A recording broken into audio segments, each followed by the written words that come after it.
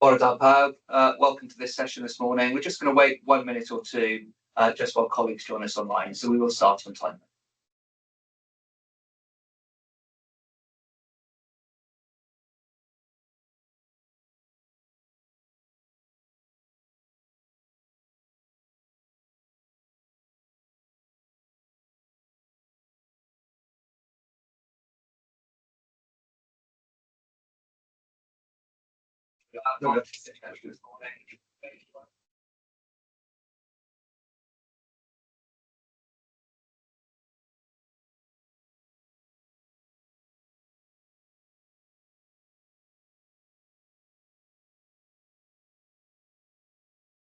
Bore da, for those of you just joining us, we're just going to wait a few more seconds before we make a start, just as colleagues join the call.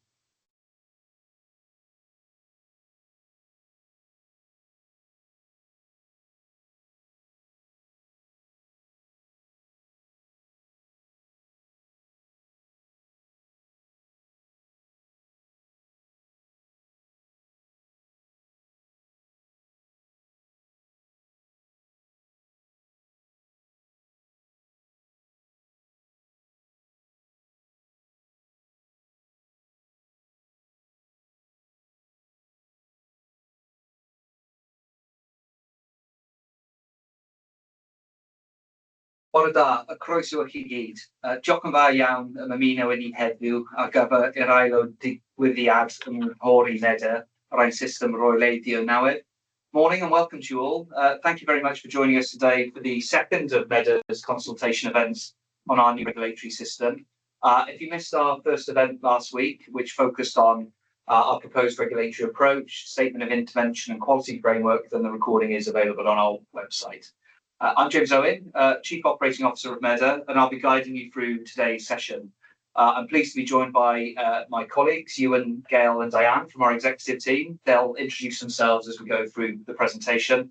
I'm also delighted that Chris Millward, Medr board member and chair of our regulatory task and finish group, has joined us here in our offices today. So thank you, Chris, for finding the time for us. We're going to start with a few points of housekeeping, if that's okay. The session is being recorded.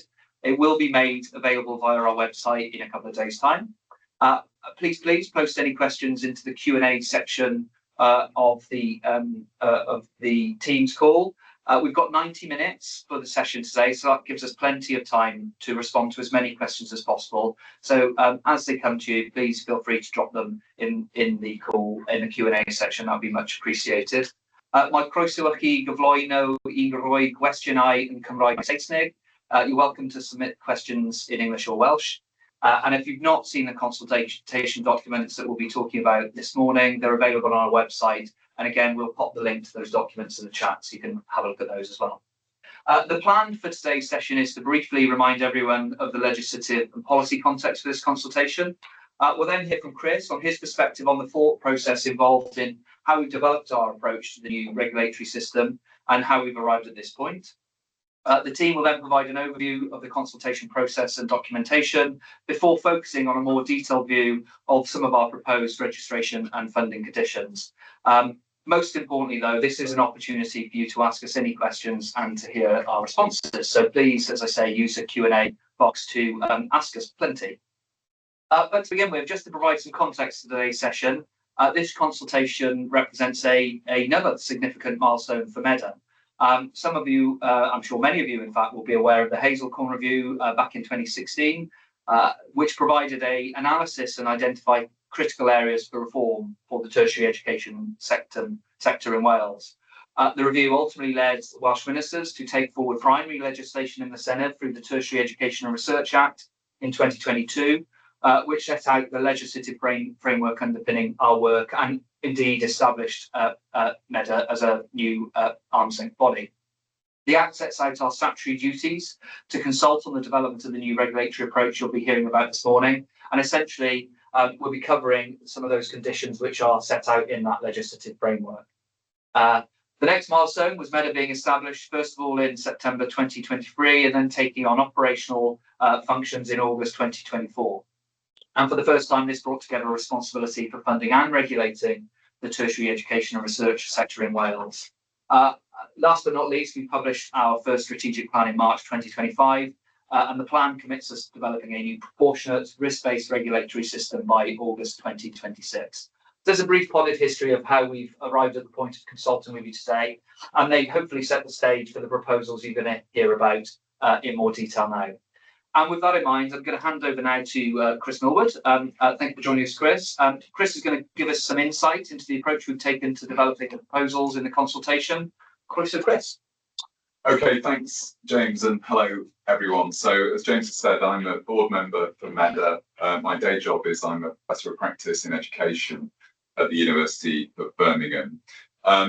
When the board started to think about its new powers, it wanted to get some experience and expertise from the perspective of people who had worked as regulators in other sectors, who had regulated tertiary education in other places, and had insights on what had worked well and less well.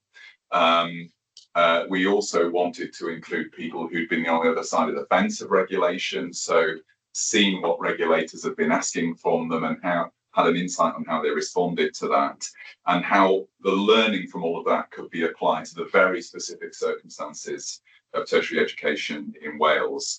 So we have had a task and finish group that's been running for around a year or so, and its advice has informed the consultation that we're talking about today. It will keep running as we work through further regulatory conditions, inform the board about decisions it will make about its overall approach, and we hope that its work will then just become embedded in the organisation over the coming years.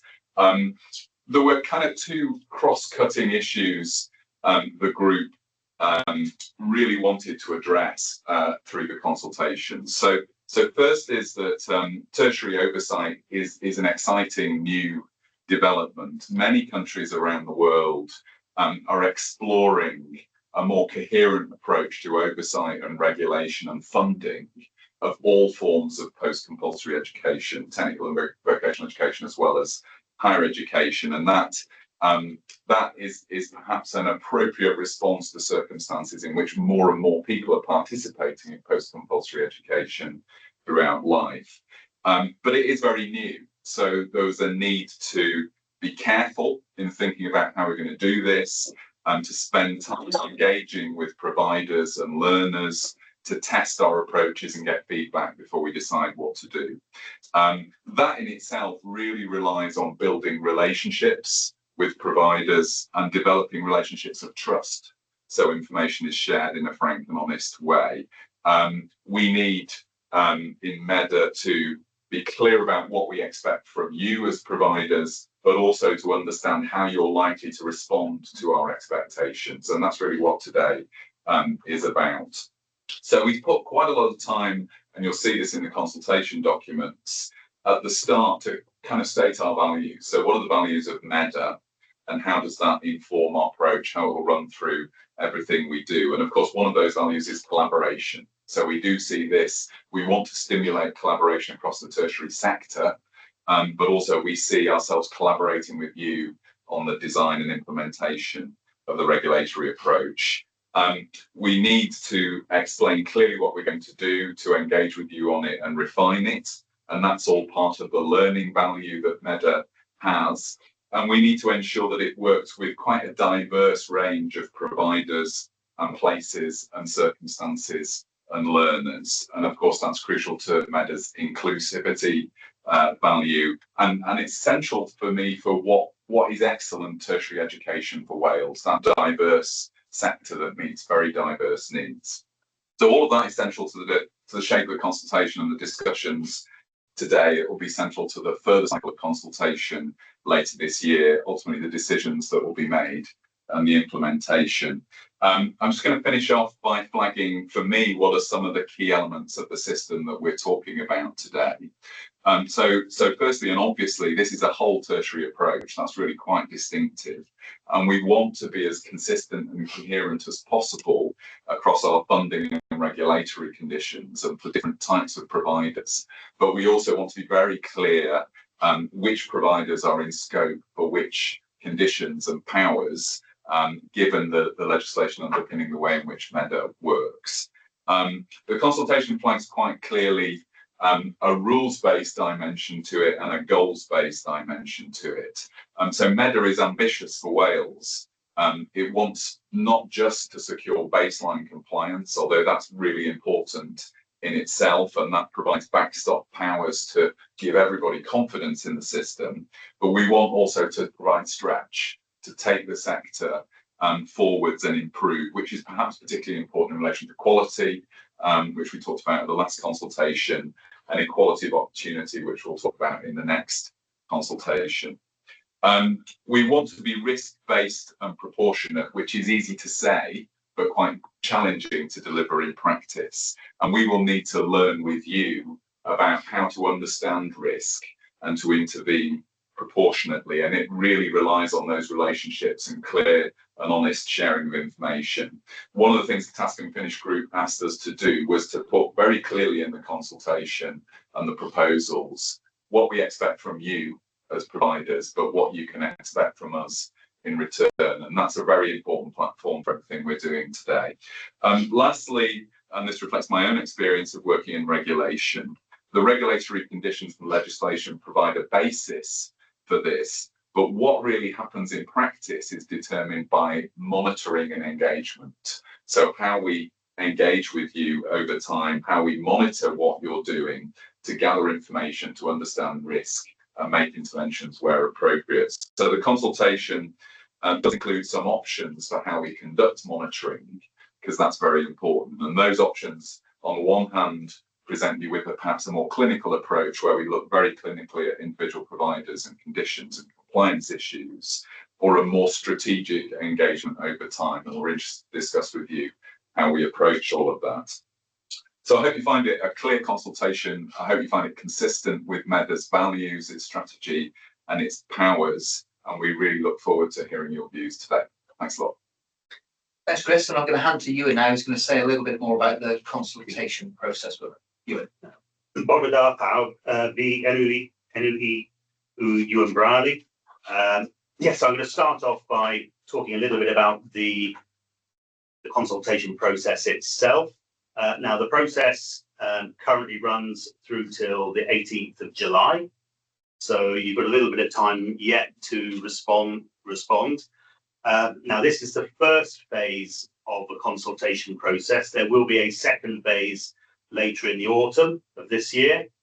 And as you'll see from this consultation, it's focusing on certain elements of the regulatory system. When we come back out to consult formally again later in the autumn, that will be on the entirety of the system. So it will be on, you'll get a second chance to look at the aspects that we're consulting on now, but also there will be further elements which we're currently working on as we speak, which we'll be consulting on for the first time in the autumn. So the second consultation will be the entirety of the system. Now, the conditions and the documents which we're consulting on in this first phase of the consultation, any comments or changes we make on the back of this first phase consultation will be fed into the revision of those. So when you come to see it in the autumn, we'll have made changes as appropriate to take account of the feedback we get in this process we're currently going through. So it is an iterative process. And really then in terms of the means for getting your views into us, we are using Smart Survey to structure consultation responses. So please, if you can, use Smart Survey, because it does make it much easier for us to collate everything at the end of it. We are expecting a lot of responses. So in view of the very tight timescale we have for the overall project to deliver the new regulatory system, using that Smart Survey system will help us to turn things around much quicker. So in terms of that very tight timescale I mentioned there, so this first consultation runs through till July. The second consultation, we're thinking probably October to December, although that's yet to be firmed up. So then that leaves us quite a short timescale to make the final revisions to the new regulatory system before it goes, well, before applications for registration for HE providers start in the spring of 2026. So we're thinking probably beginning of April 2026. So HE providers will be able to apply to go on the register at that point. And the register itself would go live then from the 1st of August 2026. And most conditions of registration would come into effect at that point, although there are some conditions of registration which won't come in until the following year, and those relate to equality of opportunity and fee limits. So in that 26-27 academic year, there will be an overlap with the current fee and access plan for those providers which are registered for HE purposes, and those conditions will remain the fee and access plan arrangements will remain in place in respect of equality of opportunity and fee limits for that year. Before then, the fee and access plans drop away at the end of July 2027. What I would also say is if you are not planning to go on the register, you will be regulated by conditions of funding. So we are currently expecting those conditions of funding to go live as well from the 1st of August 2026. So in terms of what's included in this consultation, you'll see that there's an overview document which sets out all the questions. But of course, if people do want to provide further feedback outside of the questions, you're welcome to do so. Now, in terms of the actual documents on which we're consulting, we have the regulatory approach and intervention powers document, which we discussed in detail at last week's event, and along with the quality framework again, which we discussed at last week's event. So this session is focusing very much on the regulatory framework document, which sets out the conditions of registration and conditions of funding. Move on then to the regulatory framework itself. So this all comes from our powers under the Tertiary Education and Research Wales Act 2022. And in terms of how we're going to regulate it, through conditions of registration for HE providers. And those include initial conditions, which allow you to be tested as you come onto the register, so we can tell if you're compliant, and then ongoing conditions, which basically will be monitored continuously, so we can judge whether you remain eligible to be on the register. And then for those providers who are not HE providers, who aren't seeking to register, then it will be conditions of funding. So those apply to FE and apprenticeship providers, adult and community learning providers, and also relate to some franchise provision. What I would say is the conditions of funding we have here will not apply to school sixth forms. So if I say a little bit about the conditions of registration and funding. So this slide shows those conditions which apply as both conditions of funding and conditions of registration. In terms of the development of the conditions, we have drafted them to be both conditions of funding and conditions of registration. So if you look, for example, at the condition on financial sustainability, it will be broadly the same whether you're an HE provider, which goes onto the register, or whether you are an FE college which isn't on the register, or an adult and community learning provider, or an apprenticeship provider. It doesn't matter. The financial sustainability condition has been drafted to be the same condition regardless of the type of provider. And that is the same wherever there is overlap between the conditions of funding and conditions of registration. So that does mean that we've drafted the conditions at quite a high level, so they can apply to a wide variety of providers. And so we haven't been very, very prescriptive. We haven't given lots of examples of expectations in there. It's been quite high level in the way it's been drafted. So in terms of the conditions where there is overlap between those which are registration and funding conditions, clearly financial sustainability, governance and management, quality, the kind of bread and butter conditions which are there. Welfare of staff and students is also a condition which applies across the piece. Regard to advice and guidance, well, that's there really if we provide advice and guidance to the sector, whoever it is, too. There's an expectation then that the provider has to give due regard to that. So that's there. Learner protection plans. Also, that's a critical condition. So providers will be expected to produce a learner protection plan. The learner engagement code, which we're currently drafting, that will be a condition which will be consulted on later on in the autumn. Equality of opportunities, another one which will be consulted on later.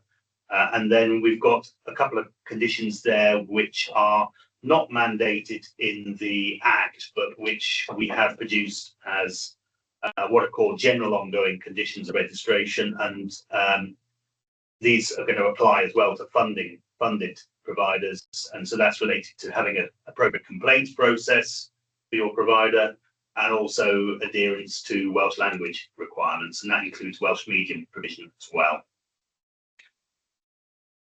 And then these are, on this slide, the conditions of registration which don't apply to those providers which aren't on the register. So validation arrangements, which relates to the quality in any providers which you have a validation arrangement with. Fee limits, which I mentioned earlier, that's not coming in until the 1st of August 2027 as a condition, but providers will be expected to produce a fee limit statement when they apply to go onto the register in 2026. Charitable status, again, that's another one which that applies to only those providers in the core category of the register. So if you're applying to be in the core category, you will need to be a charity, and the same fee limit statement one also applies to that category only. Information provided to prospective students, that's in effect a condition relating to the Competition and Markets Authority guidance to prospective students. And then notification of changes which affect the accuracy of information. So that's about telling Medr of any changes relevant to your entry on the register, and also making sure that you keep your register entry up to date as well. And then the final condition, which relates to information assistance and access, that is about providing what we need by way of information and letting us access your provider if we need to. Okay, so and these are the conditions which are consulted on in this particular phase of the consultations. That's fee limits, charitable status, information provided to prospective students, and then notification of changes which affect the accuracy of information. But we're not going to talk about these particular ones. We're going to focus on particularly financial sustainability and then governance and management in this particular event, because they're the meatiest conditions. So if I say a little bit about our approach to monitoring, I mean, we need monitoring to be able to assess whether providers are remaining compliant with conditions of registration or funding. So it's a requirement there for us to be able to undertake our duty as a regulator. But it's not just about baseline compliance. It's also about continuous improvement and being able to assess the progress made by the sector in terms of delivering on what we all want for the sector in terms of good quality education across the piece. But it's also broader than that. It's also about providing confidence for the public, that knowing that we are monitoring and keeping an eye on the sector, and we know when things go wrong, and we're able to protect learners as well from potential issues. So, for example, if a provider has financial issues, that we can monitor that and then work with the provider to avoid there being a problem. So that there are some very good reasons for us monitoring. So in terms of principles by which we will monitor, and this has already been mentioned previously, particularly by Chris, I think self-assurance, the sector almost self-regulating itself and being able to monitor itself, so that as providers, you know whether you're compliant and your governing body knows that you're compliant and you've got the appropriate assurance to be able to judge that. But then when there are issues, there's transparency there, and that you tell us in good time, and that there's a no surprises approach there. And early engagement really is critical, so that then when there are issues, we can work with you to resolve them. And as was mentioned before, we do very much want to work in partnership with the sector. So that early sight of issues is absolutely critical, so that we can work with providers and deal with things when they do go wrong. And then proportionality in our monitoring is critical. We want to be a proportionate and risk-based regulator, and therefore we are going to tailor our monitoring to the level of risk involved. So there will be some conditions where we ask for more than others, and there will potentially be some providers where we identify a risk where we need further monitoring compared to other providers. So we do intend to scale our monitoring according to the level of risk where we can. But in all of that, we need to recognise that we don't want to overburden the sector.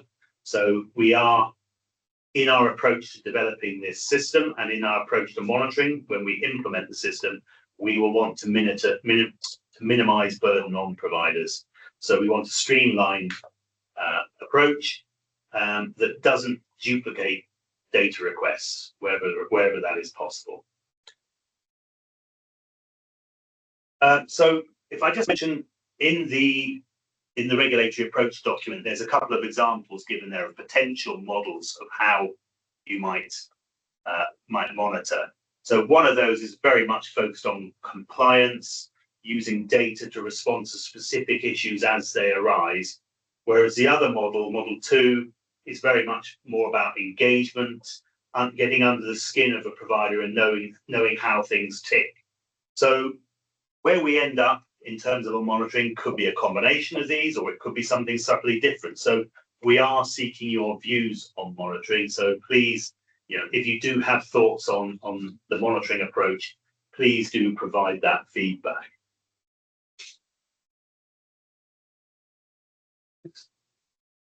I'll pass over now to my colleague Diane, who's going to talk about financial sustainability and financial management. Diolch Ewan, bore da pawb. I'm Diane Rowland, Senior Financial Manager here at Medr. I'm going to briefly run through the financial sustainability condition and also refer to financial management, which is contained within the governance and management condition. So the scope of this condition, Medr's oversight, encompasses providers captured by the condition of registration for higher education provision and also the conditions of funding. This includes higher education, further education, apprenticeships and adult community learning, but excludes school sixth forms and other tertiary providers. We consider that this area is not significantly different to current frameworks for the majority of the sector, so I will be brief, but please do put questions in the Q&A area if there's anything further you wish to be covered. Financial sustainability is, like other conditions, drafted to encapsulate key principles, with providers expected to undertake self-regulation and engage in transparent, no surprises communication with us. Any escalation of monitoring will be risk-based. We anticipate that the levels of engagement and data collection for the HE and FE sectors will remain broadly similar to current regimes established under Welsh Government and HEFCW and currently being run by Medr. Details of monitoring for entities outside of those parts of the sector have not yet been established, and we intend to engage with relevant stakeholders to understand the most effective means of gaining an appropriate and proportionate assurance to assist us to design these. The main area of financial sustainability that represents a change for some parts of the sector is our section on the monitoring of borrowing, and I'd like to draw out 2 points in this area. Firstly, the requirement is only applicable where we've issued a borrowing threshold letter to a provider.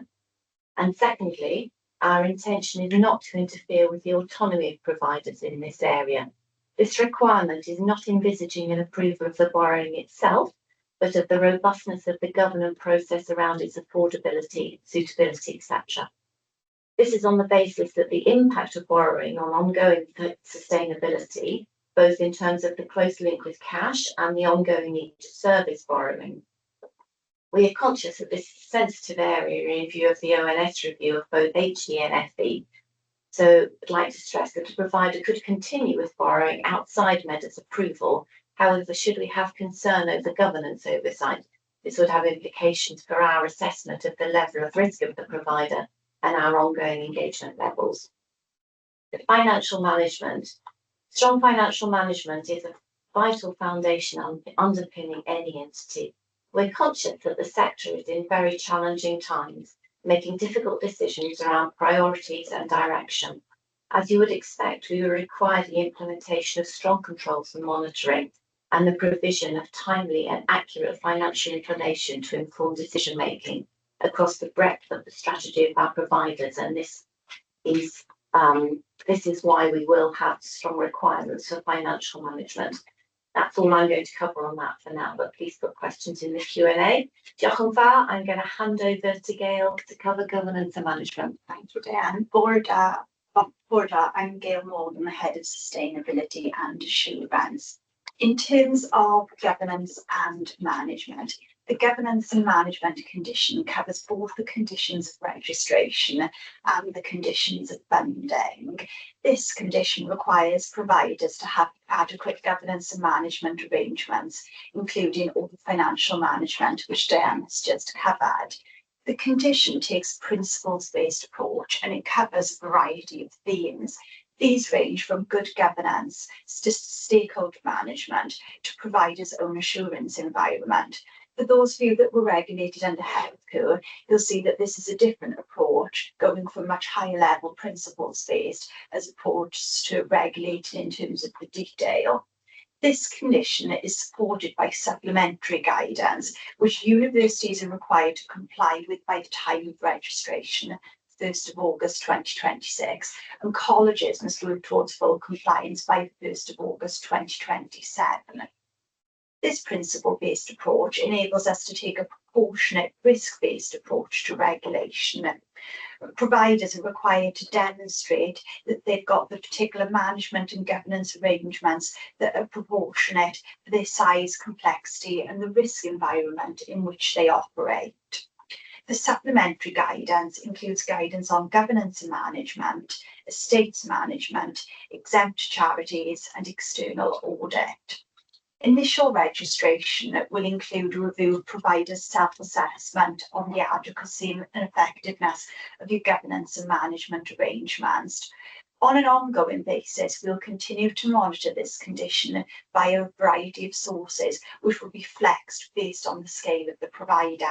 These could include an annual assurance return, reportable events, complaints made against a provider, annual self-evaluations, internal assurance, and reviews arising from any corporate governance codes that you are signed up to.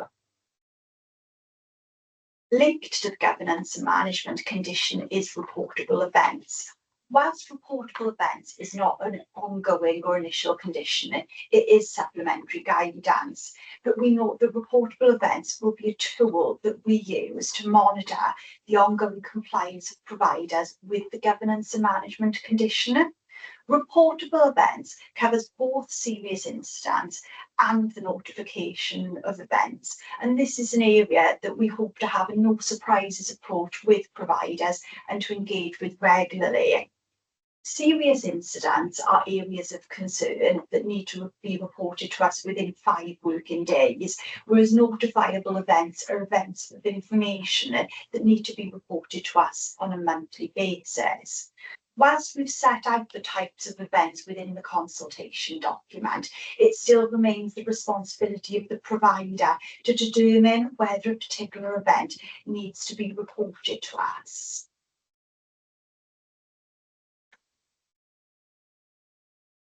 If anyone's got any questions, please take this opportunity to raise them now. Thanks, Gail. Well, and thanks to all the colleagues on the panel here. I hope you've had a good run through of the regulatory conditions. We've picked a couple out there to deep dive into, but I can see the question and answer section has already been quite busy. So please keep the questions coming and we'll dive straight in with our first one, which I'm going to ask Ewan for a view on. So Ewan, how will stakeholders be able to access the register? The register will be published on our website. We are currently developing an IT system which will allow providers to interact with the register and upload information. So that's an ongoing piece of work, and we will be hopefully trialling that later this year. So watch this space. Thanks, Ewan. And probably another one for you from Anne-Marie. So thanks for the question, Anne-Marie. When will the register open for independent training providers? Good question. At the moment, there is no intention for the register to be broadened out beyond higher education providers. I mean, the way the legislation has been drafted would allow for further categories of provider to be registered, but it would require secondary legislation to set up those categories, and there's no intention that I'm aware of at this time, but maybe down the line that might change. Thanks, Ewan. That's a helpful response. Helen's question is next. Will degree apprenticeships be subject to the conditions of registration? Ewan again, possibly. Sorry, Ewan. So all higher education will be subject to conditions of registration if the provider is registered. Now, there is still the potential, if a provider is currently specifically designated for student support purposes, there is still the potential for that provider to remain specifically designated, although we would clearly encourage all providers to apply to go on the register. Thanks, Ewan. I'm just going to see if Chris has got anything to add from what he's heard so far in the question before I go on to the next one. Chris, was there anything you wanted to add from what you've heard? Clearly, we need, as Medr, to design a framework that fits with the powers that have been set up in the Act, and it's for the Welsh Government to amend that over time. So this is a consultation that's focused on the providers that are in scope for the particular conditions of registration that we need to work with. I suppose an important point to emphasise in relation to issues like degree apprenticeships is that Medr will be interested in all of your activities from a quality point of view, from a financial sustainability point of view, and for governance. And so it's best to think of this as a holistic approach within which everything you do is in scope. Thanks, Chris. Appreciate that. The next question that I've got is around the consultation process. You can see the colleagues posted in the chat, but I'll just read it out for completeness sake. How does Medr intend to capture the full range of sector views, including qualified or conditional support, given the restrictive design of online consultation questions, which limits further comment from those who respond positively to binary or scale questions? And I can see, Anna, thank you for posting in the chat the response. So each section of our survey provides the option to provide additional comments, as well as a section at the end to provide any further comments. And I think I'm right in saying that the survey software that we're using allows us to undertake a full analysis of the open text comments, as well as analysis by sector and, of course, by the conditional question. So hopefully that answers the question there, but please do come back if you'd like some more information on that. I've got a question there from Tim, and I think this is again properly for you, Ewan. From a local government perspective, could you explain about engagement with sixth forms and ACL? In regard to sixth forms, would you be communicating with both the governing body of school and the local authority? And in regard to ACL, will this be done via the local authority as accountable body, as they don't have governing bodies, some have partnerships? Not clear in the consultation. So in terms of, well, if I talk about the conditions and how they apply, the conditions of funding do not apply to school sixth forms, although there is a legal requirement on school sixth forms to comply with the Learner Engagement Code. So we have a slightly different duty with regards to school sixth forms than we do with local authorities. If we're talking about ACL, of course, the conditions of funding will apply. Now, our funding goes through the local authority, and we will engage with the local authority. But we're still working out, to be honest, how some of this is going to work on the ground. So, I think any feedback you've got on engagement or monitoring would be very helpful in that space. Thanks, Ewan. I'm going to give you a break for a second. I'm going to come to Gail for Ruth's question. So in relation to reportable events, is Medr clear on what it means by under the supervision of an HE institution re-safeguarding, and can we explain this? Of course, thank you for your question, Ruth.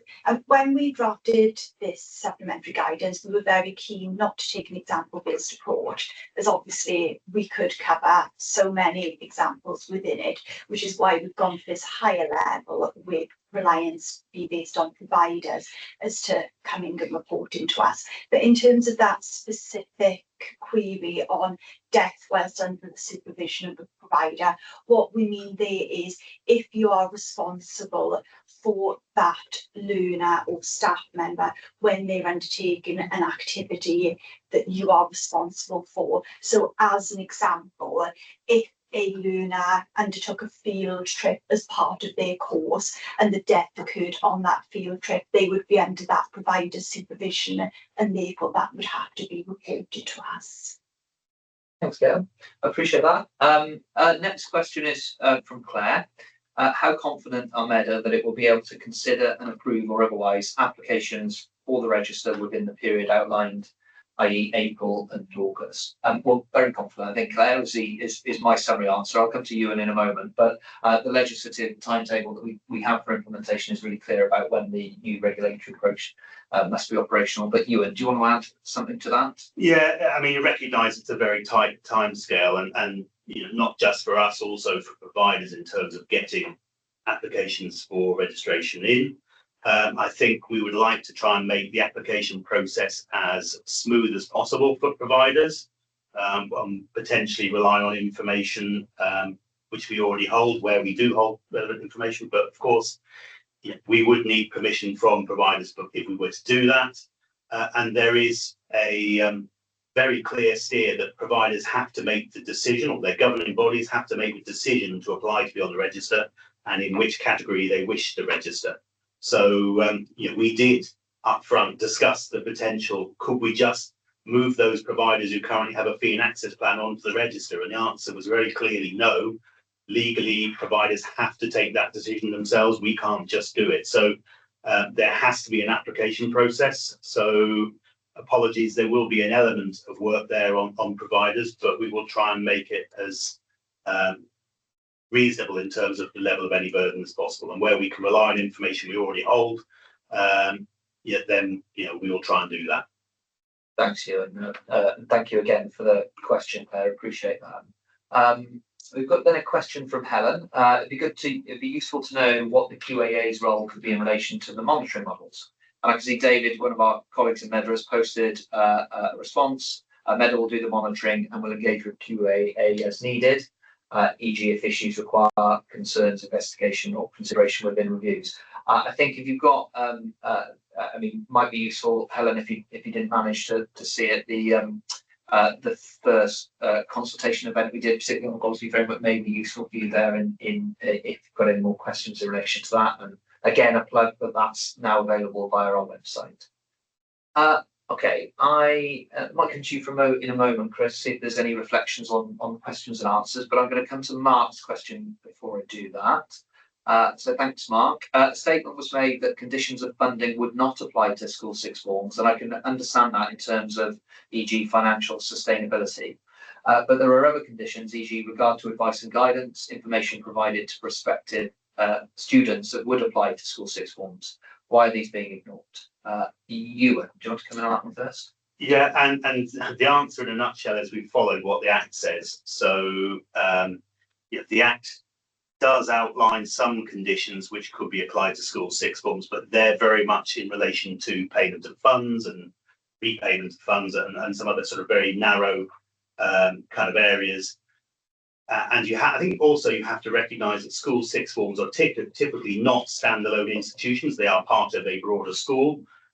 So it's very difficult to sort of disentangle everything. So the way the legislation has been written, it does place different requirements on School Sixth forms to other tertiary providers, does keep them quite separate. And we have followed that in terms of the development of the system. Now, if people disagree with anything, fine, please provide feedback on that. But we have tried to follow effectively what the Act says. Now, I think I mentioned before, the Learner Engagement Code, for example, whilst it's not a condition of funding for School Sixth forms, there will be a mandatory requirement in the legislation there for School Sixth forms to follow the learner engagement code. So there will be aspects which apply to school sixth forms, but just through another route. But in terms of financial sustainability, for example, you can't disentangle a school sixth form from the rest of a school. It's the overall school sustainability. So that doesn't sit with us. That sits with local authorities and others. So yeah, it is written in a particular way. We've just tried to follow what the Act says. Thank you, and thank you to everyone online for all the questions. They're coming in thick and fast at the moment, so I'll come back to them in a moment. But Chris, any reflection to what you've heard? So firstly, on timescales, I have some experience with this in England, and there were real challenges with the timescales for the registry in England, which were really linked to one, an exceptionally challenging timescale from government. And I think Medr has had more time between legislation and designing this regulatory framework to run the consultation, get feedback and implement. And also there is a more coherent set of providers and sector, I think, in Wales that we need to get onto the register. So I think the board has more confidence about delivering the timescale than might have been the case when I was involved in overseeing some of the things, some of the developments in England.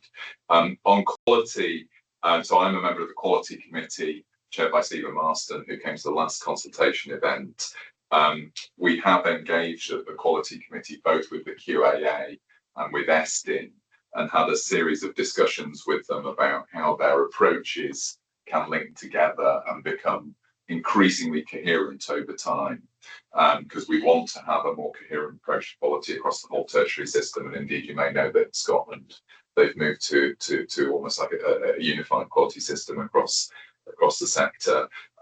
So we do see working with the QAA and Estin to tailor something that really works for Wales, that is more integrated over time.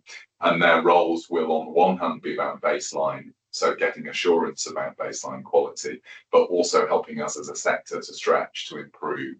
And one way in which we can do that is look at some particular themes where we all need to work together to tackle, which may be, AI in education, working as tertiary providers in a particular place and responding to local needs. There will be some things we work together on that. Thanks, Chris. So back to the Q&A, plenty for us to get into here, and thank you to Victoria for your question. I think you had covered this to an extent, but I'll just give an opportunity for comments to see if they want to come in. So Borodar, do you offer the presentation? To what extent will you rely on previously submitted data, e.g. in the annual return 24-25 or 25-26 for registering, to avoid burden and duplication? There's likely to be a degree of overlap in requirements and timescales. Anything you can do to lessen the need for more of the same will be welcome. So you and I'll just come to you, and then Gail, Diana, I don't know if you want to come in on that as well. I think the answer is yes. If we can do that, we will do as much as possible.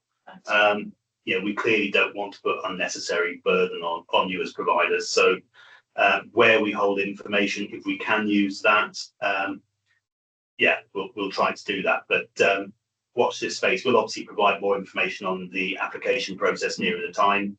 We haven't worked through the process. There's still quite a lot of work to do in that space. So, but where we can make it as burden-free as possible, we will do. Anything points want to add? No? Okay. Richard, coming on to your question, probably going to look at Diane for this. What are the implications of the new regulatory framework on the existing financial memorandum between the Welsh Government, further education institutions, and higher education institutions providing further education? Thanks. Okay, hi Richard. So I've lost your question here. Yes, so the framework is intended to replace the existing framework. So the financial memorandum with Welsh Government and the financial management code with HEFCU will both be replaced by the framework we're proposing at the moment. Thank you, Dan. Thanks, Dan. Appreciate it. I'm going to come to a question now from Sarah. Some of the conditions of registration and funding have an asterisk by them. What does this refer to? Good question. Ewan? I think that's basically, those are the ones included in this consultation, basically. Yeah, so in the slides, we tried to make it clear which are the conditions that we're consulting on now, as opposed to the ones we'll be consulting on next year. Hopefully that came across. It is, I think, also set out in the consultation overview that precedes the detailed documents, but always good to clarify. Thank you for the question, Sarah. Sian, your question next. There's an ongoing focus on risk-based and proportionate processes. In light of this and of resource constraints, both at Medr and universities, will the registration process take account of information already held by Medr, i.e. Will universities only be expected to provide information that Medr does not already hold? Again, covered this to a degree, but Ewan, was there anything to specifically add? No, I think yes, absolutely, where we can rely on information already provided, I think we should do. But as I said, we haven't worked through the details yet, and whatever we do has to be practical, and we have to make sure the information is up to date as well. So, it might well be that if we hold information, if it's not up to date, there's a question about the extent to which we can rely on it. So, we'll have to think about that, and clearly we will consult on the application process later in the year. Yeah, is it worth saying about information that we held from other sources, such as HESA data as well? Well, obviously, we hold and use that data, and we wouldn't be requesting that. Is it anything to add on that, Ewan? I think exactly the same. If we hold the information and we have the permission to use it, then let's use it. But we have to make sure, obviously, that what we're doing is above board and that the information is as up to date as possible. Yeah. Thank you, Ewan. And a question from Sarah next. Mentioned in response to a question that the consultation is not open to independent training providers. Does that mean that ITPs delivering apprenticeships via a work-based learning contract are not able to respond to this consultation? Well, just to say, everyone's welcome to respond to the consultation. We really welcome views from everybody on the call and beyond. But Ewan, do you want to come in specifically on that point? Yeah. So when we talk about independent training providers, I think actually some of the questions probably will apply to you. Clearly, if we're talking about independent providers providing apprenticeships, you will be covered by some of the conditions of funding. You won't be registered. So from the sense of whatever's pertinent to be applying for the register and being on the register, no, that doesn't apply to you. But in terms of the conditions of funding, yes, they do. So please feel free to respond. And if you've got any questions, you're unsure about anything, get in touch with us. If you contact us via regulationadvice@medr.cymru, we can respond to any specific queries you've got, or arrange a call if that's what's helpful. Let us know. Thanks, Ewan. I think the next one's for Diane. It's quite a lengthy one, so we'll see what we'll get to with all of the questions. I might ask Diane if you can post a couple of the responses in the chat afterwards. But it's coming from James. Thank you all for the update. Are you able to provide any further information on the purpose and intention related to the financial sustainability and proposed monitoring, and how this could impact on the current financial and strategic oversight of institutions? I won't read the examples out, but I'll ask Diane to consider them in her response. Okay. So thank you, James. In terms of the EBITDA multiple, I think there's a template in the draft conditions submitted, published. So hopefully, if you look at the borrowing public guidance, there is a template showing how we are proposing to calculate the EBITDA multiple. In terms of increased engagement, that is a broader question.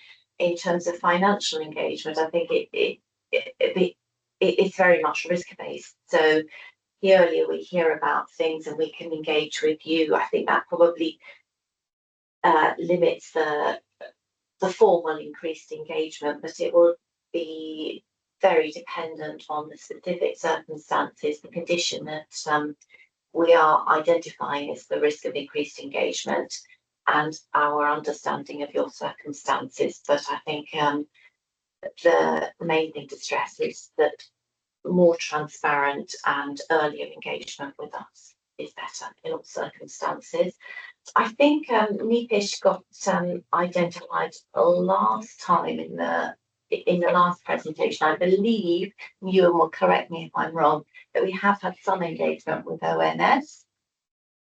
We have, but we certainly haven't run the conditions past them or the monitoring arrangements. But effectively, nothing we're doing here represents a significant change from what you might, if you're an FE college, for example, what you might have expected from Welsh Government colleagues previously. So, and for universities, what you might have had from HEFU previously. So, there should not be any increase in sort of government control.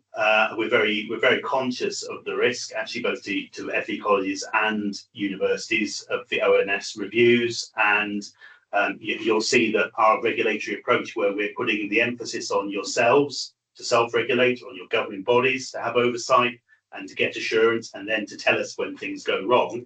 I think that's the appropriate balance, and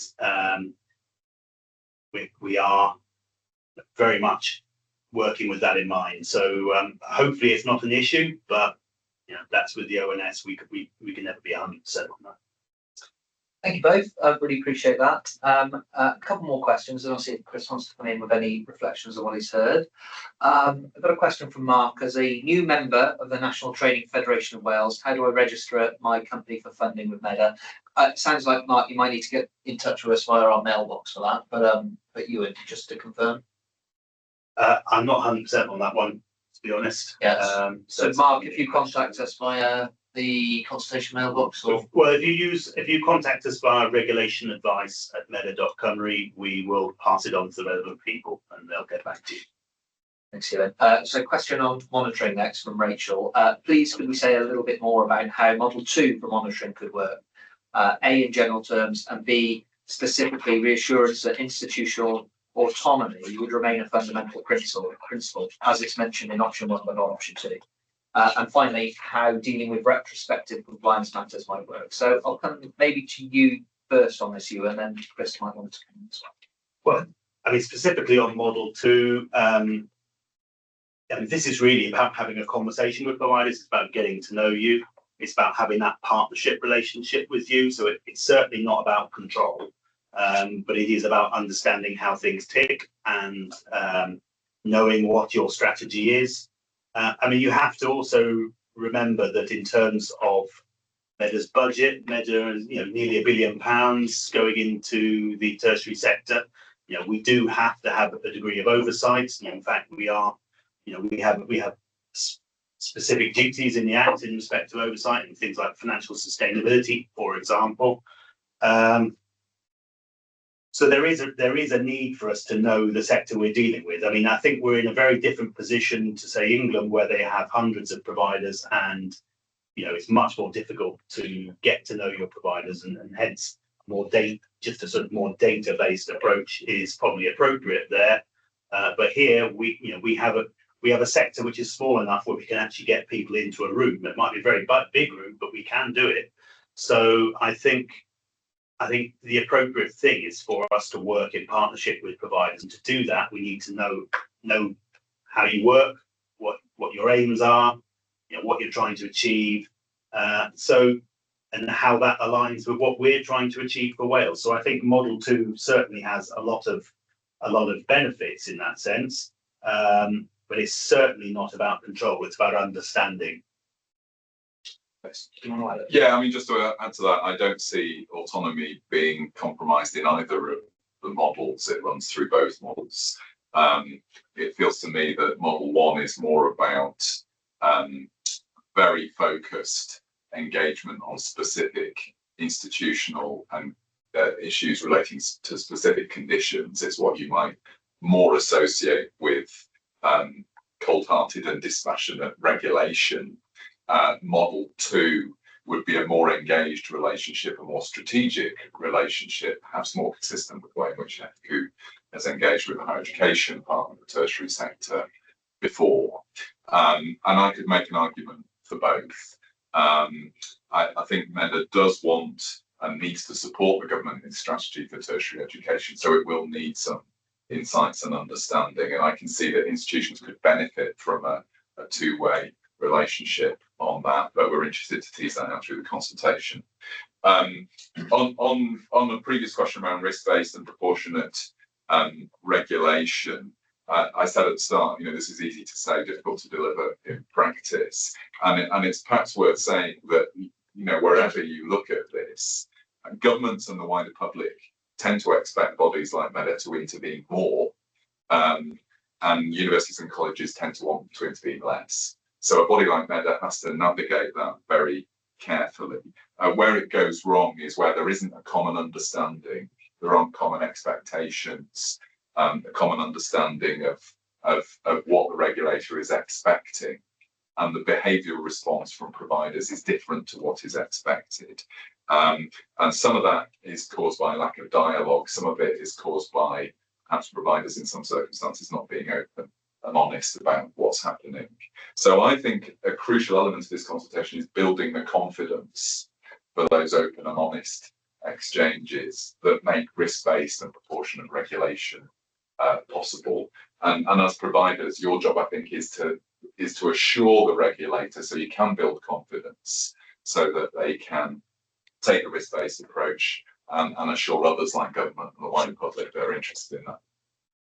Thanks, Chris. And thanks for the question, Rachel. I'm just going to come back and see if Gail's got anything finally to add in response to that one around monitoring and compliance. No, I think it's just making sure that as a regulator, we ensure we have that sort of compassionate approach. We scope our monitoring and our compliance to the type of providers that we aren't overly burdensome, and that we ensure we meet really what the aims of this registration system is. And that's to support providers whilst ensuring we're compliant.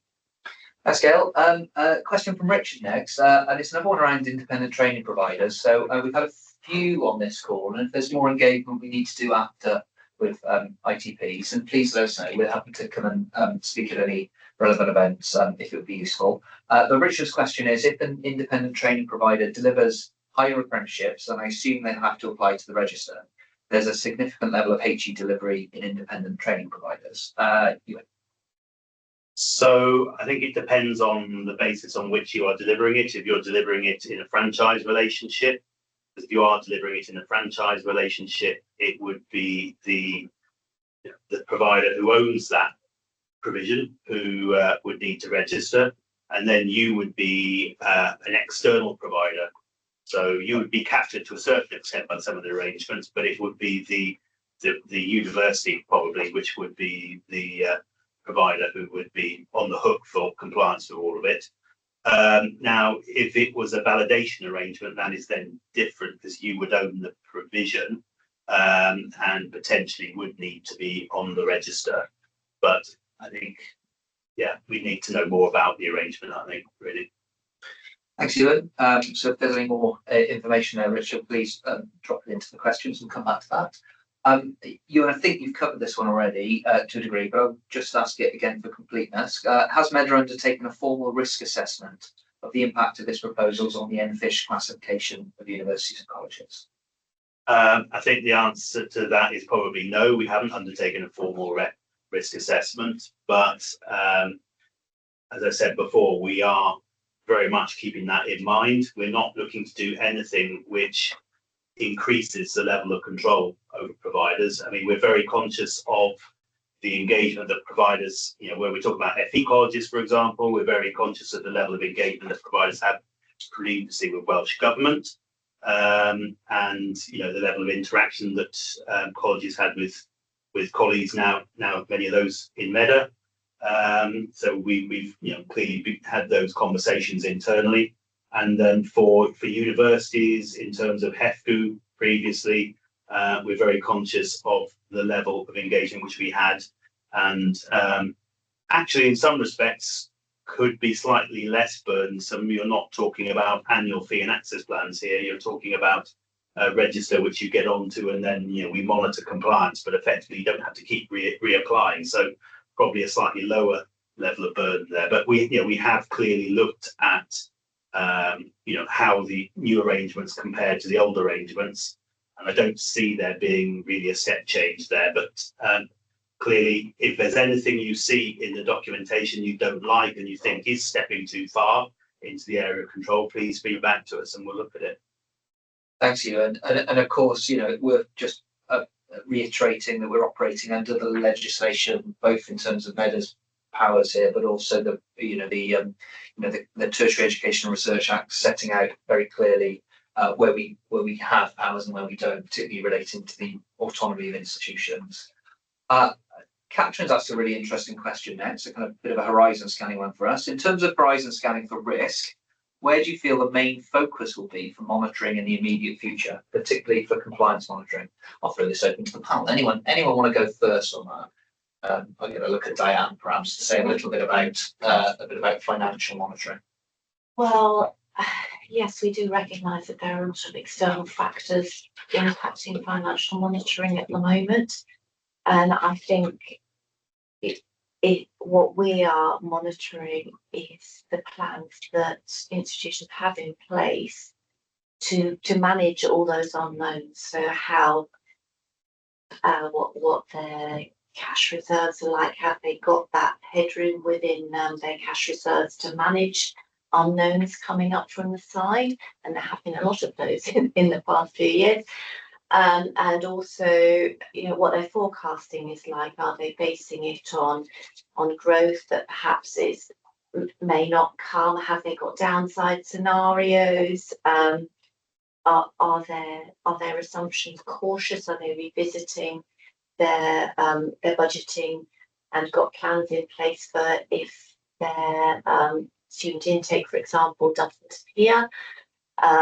Or if something like national insurance happens, that increase, have they got that capacity to absorb it? And it's really looking at the governance around how they are managing those risks and whether they have the capacity to do that, but is really what we are considering.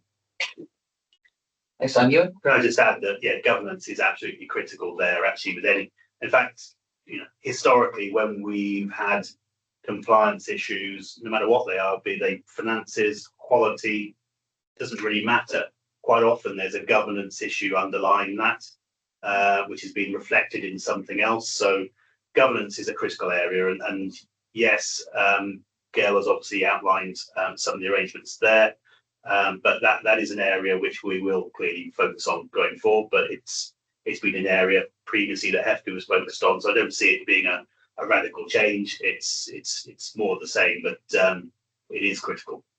Yes, and just to build on what Ewan's been saying, Diane said earlier on, it's a challenging environment currently, and finance is quite closely linked to quality and learners and governance. So often when there are financial challenges, there are real questions about, is government fit for purpose to manage that environment? And part of that is, are the governors fully abreast of the consequences of the strategies that are being taken in a competitive market, in a challenging situation? What are the consequences of that for quality and standards and for learners? So again, that's a really important message in terms of how these different regulatory conditions link together, because obviously the experience over time is that finance and quality and governance and learners are very closely linked together.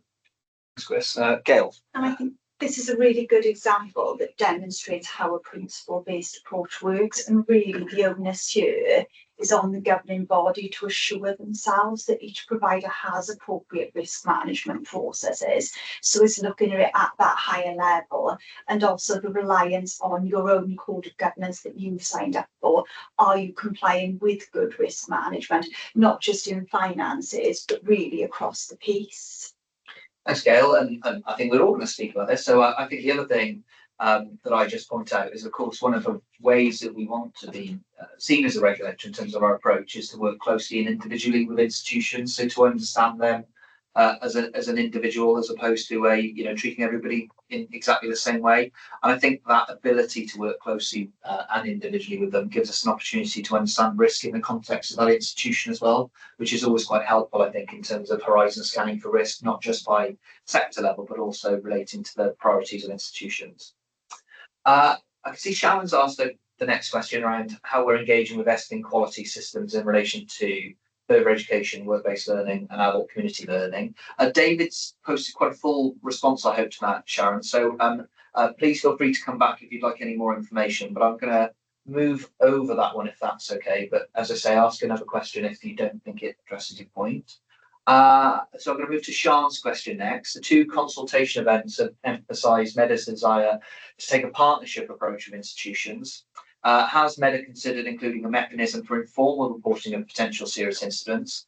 This would enable both early notification of issues and for Medr to use its considerable expertise in supporting institutions with challenges. The timetable for formal reporting seems very short given the large amount of information required. Gail.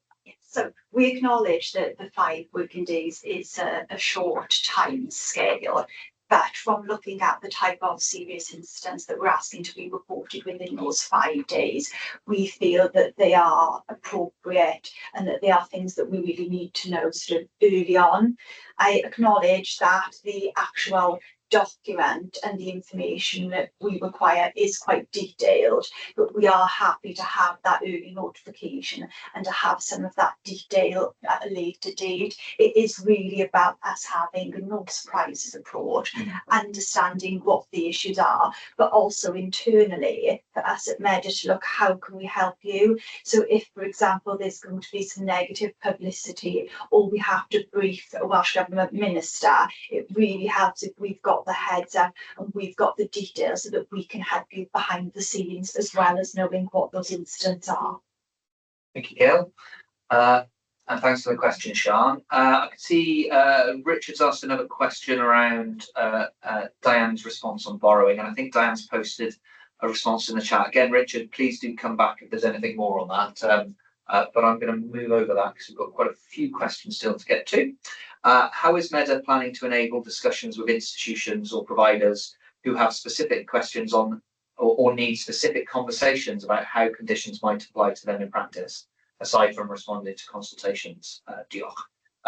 So that's a question from Kerith. Ewan, do you want to pick that one up? Yeah, so if you want to get in touch through regulation advice at medr.cymru, we are happy to set up a conversation, I think. Yeah, clearly we can't go out proactively and engage with every single provider individually. But if you do need a conversation, happy to do that. So yeah, just get in touch and we'll set something up.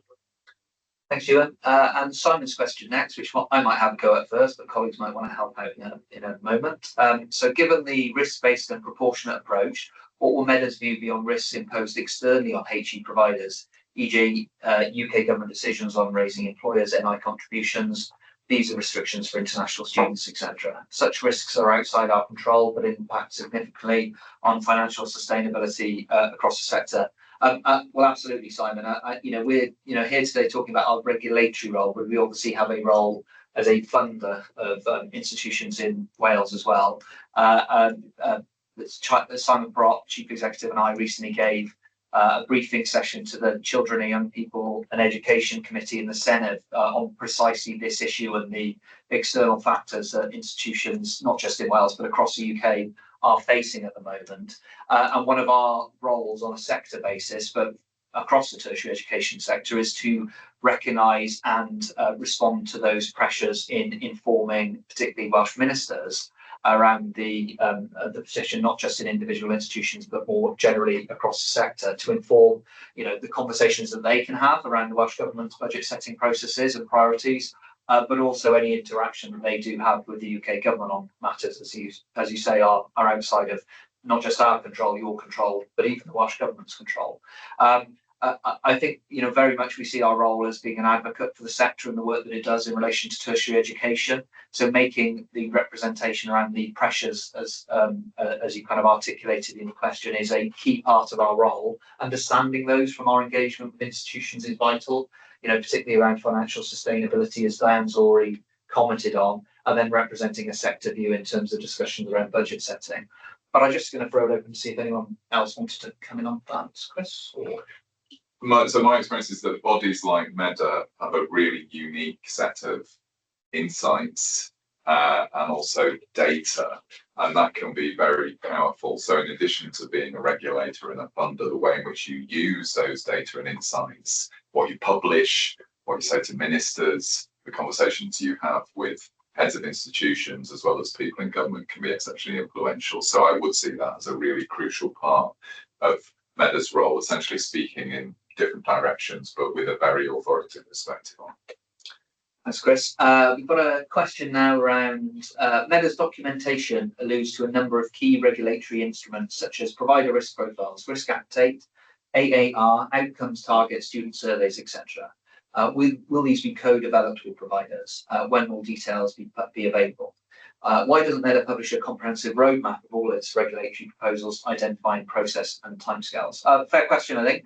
We're very shortly going to be publishing our operational plan, which sets out all the activity, not just in from a regulatory perspective, but the activity that we'll be undertaking as an organisation over the course of the next 12 to 18 months. And I think that will answer a lot of the questions in here in terms of the detail of what will be published when and how we'll go about producing these documents. I think it's a fair comment though, and one that we're really conscious of in our engagement to make sure that we are, the timing of our proposals on co-production and our consultations work for institutions particularly, so that we're not overloading institutions with consultation or proposals at any given specific time. So I think our operational plan, as I say, which will be published in the next week or two, will hopefully help with that. But I'll just ask if there was anything particular around our approach to provider risk, risk appetite, student surveys, etc. Anyone want to cover? Gail, perhaps on provider? We are looking at a new provider risk process. For those of you that are familiar with HEC, career and institutional risk review, now we'll be covering additional providers. We are developing a new process and we are looking to come out in the autumn with some information on what that will involve, ready for when all providers are registered next year. Fabulous, thank you. Thanks, Gail. That I think at the moment is where our questions are coming to an end. So I'll just put a last kind of call out for any final questions from anyone on the call for the panel here today. Can't see any more coming through at the moment. Okay, so I'll say a few words, but just to close the session. But if there are any more questions, last call right now. So as you had set out earlier in terms of consultation, the period of consultation runs until the 18th of July. We really do look forward to receiving your responses. A second consultation phase will then follow in the autumn. So we're expecting that to be in October, and that will set out the full range of regulatory conditions, including those that we're not currently consulting on, as you've heard about today. Feedback from this first round of consultation will directly inform the refinement and development of all the documents that we're consulting on at the moment. So you'll have a chance to review those again later this year alongside the other conditions that we'll be consulting on. And I think that's a really important point. This is an iterative process for us. We're really keen to hear your views and perspectives as we move forward with the development of the new system. As you have said, registration applications will open next year in April, with the full system becoming operational in August 26. I can't see any further questions coming through, so I'm going to thank very much my colleagues on the panel here today for all your help and support in A, presenting, and B, answering the questions. So thanks to Gail, to Diane, Ewan, and of course to Chris for joining us, and for the work that he's done as chair of our regulatory task and finish group. Thanks to all colleagues on the call today for all of the questions that we've had. We've got a really good run through, I think, of questions and different backgrounds and sectors being represented. If you do have anything that you want to raise of us, you've heard about our consultation email box, so please, if you've got any further questions, do drop questions into there. And of course, a recording of today's session will be available in a few days' time via our website. So if you want to come back and do it all over again, then you're more than welcome. And please, if you do know of colleagues who are unable to join us, if you could point them in the direction of the recordings, that would be greatly appreciated. So with that, thank you ever so much, Power, really appreciate it. Diolch yn fawr, and hwyl fawr.